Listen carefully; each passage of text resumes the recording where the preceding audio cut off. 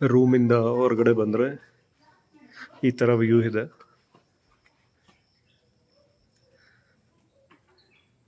So ನಮ್ಮ room ಹೊರಗಡೆ ಬಾಲ್ಕನಿಯಿಂದ ಕಾಣ್ತಾ ಇರ್ತಕ್ಕಂಥ ಫಾಗ್ ಫುಲ್ಲು ಇಲ್ಲೂ ಗಾರ್ಡನಲ್ಲೂ ಇದೆ.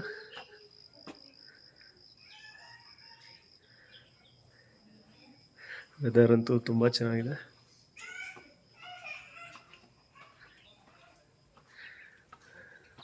ತುಂಬ ಖುಷಿ ಆಗ್ತಾಯಿದೆ ಬೆಂಗಳೂರಲ್ಲಿ ಈ ಥರ ಜಸ್ಟ್ 55 ಕಿಲೋಮೀಟ್ರ್ ಒಳಗಡೆ ಈ ಥರ ವ್ಯೂ ನೋಡೋದಕ್ಕೆ.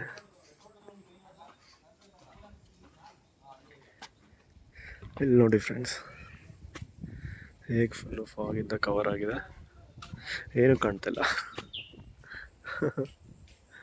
ಸೊ ಈ ಥರ ನಾವು ತಲಕಾವೇರಿನಲ್ಲಿ ಈ ಥರ ವೆದರ್ ಫೀಲ್ ಮಾಡ್ತಿದ್ವಿ. ಆದರೆ ನಂದಿ ಬೆಟ್ಟದಲ್ಲೇ ಈ ಥರ ಫುಲ್ಲು ಕವರ್ ಆಗಿರ್ತಕ್ಕಂಥ ಫಾಗ್ ನೋಡ್ಬೋದು.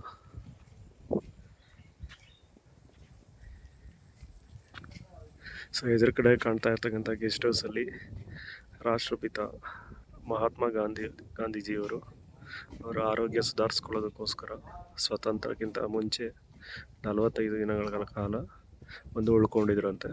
ಹಾಗೆ ಆರೋಗ್ಯ ಚೇತರಿಸ್ಕೊಂಡ್ಮೇಲೆ ಇಲ್ಲಿಂದ ಹೊರಟಿದ್ದಾರೆ. ಆದರೆ ಮಹಾತ್ಮ ಗಾಂಧಿಯವರು ನಂದಿ ಬೆಟ್ಟನ ಕೆಳಗಡೆಯಿಂದ ಮೇಲ್ಗಡೆವರೆಗೂ ಯಾವುದೇ ವೆಹಿಕಲ್ ಇಲ್ಲದೆ ಸೊ ಕಾಲ್ನಡಿಗೆಯಲ್ಲೇ ಹತ್ಕೊ ಬಂದಿದ್ದಾರೆ. ಸೊ ತುಂಬ ಖುಷಿಯಾಗುತ್ತೆ ಇಂಥ ಹಿಸ್ಟಾರಿಕಲ್ ಪ್ಲೇಸಲ್ಲಿ ಸ್ಟೇ ಮಾಡೋದಕ್ಕೆ.